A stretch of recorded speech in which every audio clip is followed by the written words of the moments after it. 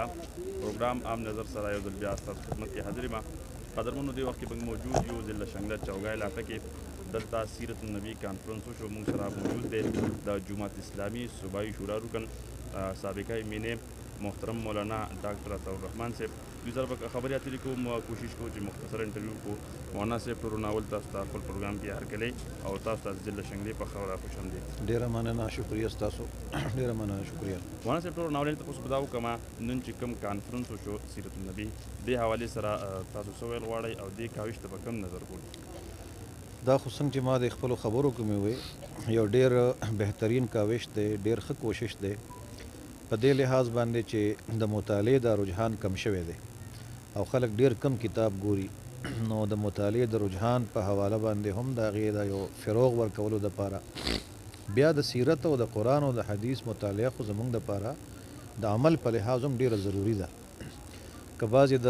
عصري علومو څه مطالعه پاتې شي نو د هغې نقصان هم دی، خو دومره زیات نه دی.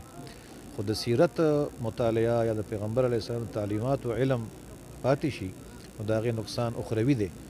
چې کیدای شي داسې احکامات چې هغه ضروري وي او موږ په هغې عمل نه کوو، داسې خبرې چې د هغې نه منع شوې ده په سنت کې په احادیثو کې او موږ د هغې خیال نه ساتو. نو دا یو ډېر زیات یو منفرد یونیک غوندې یو افرټ دی ملګرو وکړو چې مختلف سکولونه چې سرکاري پکې هم شامل وو او پرایویټ هم پکې شامل وو، د دې طلبا د 6 کلاس نه والا د 10th پورې د دې دپاره دوی د سیرت یو کتاب دا اختیار کو، دا ورته سجیسټ کو، تجویز یې کو او بیا په هغې کې هغې مطالعه وکړو، یو کویز انتظام وشو. دا ډېره یو ښه افرټ دی او زما خیال دا دی چې دا دې شي له رواج ورکړی شي او دا نورو ضلعو کې په نورو ځایونو کې په نورو سکولونو کې هم بلکې په دې معاشره کې عام چې کوم نوجوانان دي په هغې کې هم داسې یو کمپیټیټیو غوندې ماحول د اسلامي تعلیماتو د علم د زده کولو دپاره یو حوصله افزایي دا به ډېره مفید وي. ماشاء دا راته ووایه موجوده دور کې په ختم نبوت باندې ډېر زیات اټیکونه کېږي، بیا د پیغمبر اسلام په شان کې ګستاخي هم کېږي. د جماعت اسلامي کردار څه دی دې حوالې سره؟ د جماعت اسلامي کردار خو همغه دی کوم چې د هر مسلمان کردار پکار دی. په دې ملک کې چې دا کوم توهین رسالت قانون جوړ شوی دی په دې کې د ډېرو خلکو کاوشونه دي، کوششونه دي. خو دا 1985 اسمبلی چې وه دا غیر جماعتي اسمبلی وه، په هغې کې د جماعت اسلامي ارکان هم تلي وو، غیر جماعتي وه. نو هغې کې شیخ القرآن مولانا ګوهر رحمان رحمه الله نور علماو هغې په دغه اسمبلی کې د توهین رسالت د مقدمه لړاو کړې وه او په دې باندې ډېر لوی کوشش کړی و او بیا د هغې نه بعد دا قانون جوړ شو چې په دې کې مخکې هغې تجویز کړې ده چې دا سزا به سزای موت نه وي بلکې عمر قید به وي. خو دغه علماو هلته دا دلایلو سره ثابته کړه چې د توهین رسالت سزا سزای موت ده. نو جماعت په پارلیماني محاذ هم کوشش دی او په عوامي محاذ باندې هم یو ډېر لوی افرټ او کوشش دی د خلکو ته د دې خبرې د رسولو او په سټریټ باندې هم او په هر فورم باندې هم د دې کوشش مزاحمت کول چې هیڅوک به دې قانون له ګوتې نه وړي ځکه چې دا زموږ د عقیدې سره متعلق خبره ده او دې باندې مسلمانان هیڅ قسمه کمپرومایز نه دي تیار. مولانا صاحب چونکې ستاسو تعلق د یو مذهبي سیاسي پارټۍ سره دی او تاسو چونکې ایم این ایم تېر شوي نو زه به سیاسي سوال دا وکړم چې موجوده دور کې پی ډي ایم چې کوم د متحد د اپوزیشن جماعتونو یو دغه جوړ کړی دی، تاسو د هغې نه بهر یو وجه څه ده؟ زمونږ خو سټیټمنټ زمونږ د قیادت د طرف نه راغلی دی او زه د مرکزي شورا رکن هم یم. نو هلته زمونږ دا پالیسي په مشاورت جوړه شوې وه چې مونږ یو طرف ته ګورو نو هلته هم د جمهوري روایاتو پاسداري هم نه کېږي او دلته چې کوم یو اسلامي فلاحي سټیټ او ریاست او معاشره فکر دغه هم نه کېږي. بل طرف ته چې کوم اپوزیشن جماعتونه دي نو هغه اپوزیشن جماعتونو ایجنډا هم موږ دې وخت کې ګڼو چې هغه په بعضې وخت کې ثابتېږي چې هغه داسې ذاتي مفاداتو طرف ته خبره لاړه شي او هغې کې خبره فوکس شي خپل بعضې څیزونه پورې. دا رنګې دا چې کوم د جمهوریت خبره زموږ د رونقۍ نو موږ هغې ته دا وایو چې په دې سینټ الیکشن کې خو تاسو ته یو موقع میلاو شوې وه نو تاسو ولې د ادارو او یا د موجوده سیاسي حکمران جماعت امیدوار کامیاب کو یا په دې معنی چې تاسو غایب شوئ او یا په دې معنی چې تاسو وله ووټ ورکړه دا د سینټ په الیکشن کې ثابته شوه. دا اف ای ټي اف بل چې کوم پاس شو نو په دې کې دا سوال اوس راځي چې کوم د اپوزیشن رونه دي هغه په دغه ورځ په اسمبلی کې ولې حاضر نه وو. نو ته په اسمبلی کې نه حاضرېږې د جمهوري روایاتو پاسداري نه کوې ستا چې کوم د سینټ امیدوار دی چې ستا په اتفاق دی هغه نه پاس کیږي بل سړی پاس کیږي نو دا هغه سوالیه نشانات دي چې په دې باندې سوالیه کوېسچن مارکس دي او دا سوالات دي چې په دې باندې جماعت اسلامي دا فیصله وکړه چې موږ به د قوم نمایندګي کوو او ځان له به د خپل پلیټ فارم نه موږ د قوم مسایل دې باندې به هم خپل کردار ادا کوو او د جمهوري ادارو د سټرنګتن کولو دپاره به هم کردار ادا کوو او که تاسو وګورئ نو په پارټو کې دننه جمهوریت صرف په جماعت اسلامي کې دی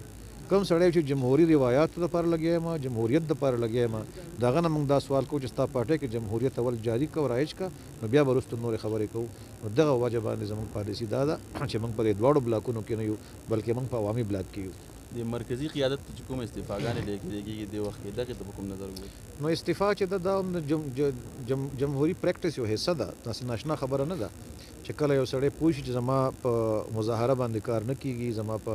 پارلیمان په आवाज باندې کار نه کیږي نو دا یو پریکټس هم موجود دی شته دی اوس آیا دا به ورکړی شي ور نه کړی شي څه به کیږي دا علم ماته نشته ویل کېږي داسې چې جماعت اسلامي د قاضي مولانا قاضي حسین احمد صاحب په دور کې ډېره زیاته فعال او اکټیو وه او نن سبا هغسې نه ده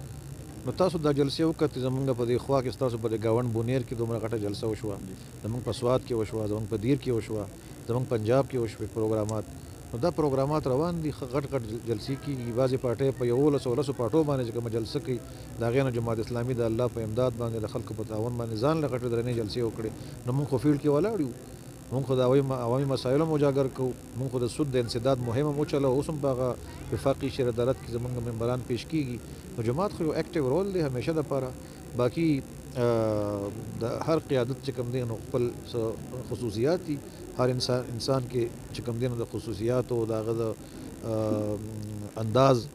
دا خو دار چې ایکول نه خو جماعت اسلامي چلیږي د شورا په فیصلو باندې او په تحریري دستور باندې نو هغه دستور هر امیر جماعت مخې ته بوزي او په فیلډ کې ولاړ دي انشاءالله ډاکټر صاحب جماعت اسلامي ایم ولې بار شوه ایم خو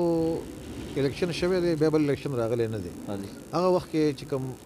یو موقف اختیار شو د ایم د وتو نه وتو خبره خو به نیکسټ الیکشن کې راځي که نه هغه الیکشن وشو هغه ایم موجود وه دې وخت کې بیا موږ وروسته دا وایي چې که تاسو خامخا دا وایي چې دا الیکشن ریک شوی دی او دا چې کوم دی په دې کې دانلي شوې ده نو د هغې په حواله باندې د ایم جماعتونه کینی هغه وخت کې زموږ موقف دا و چې دا نور خبرې پرېږدی ځکه چې هغې خو نه استعفا ورکوي هغې دپاره خو تجویز مولانا فضل الرحمن صاحب ورکړه چې تاسو حلف مه اوچتوئ دا شی منونه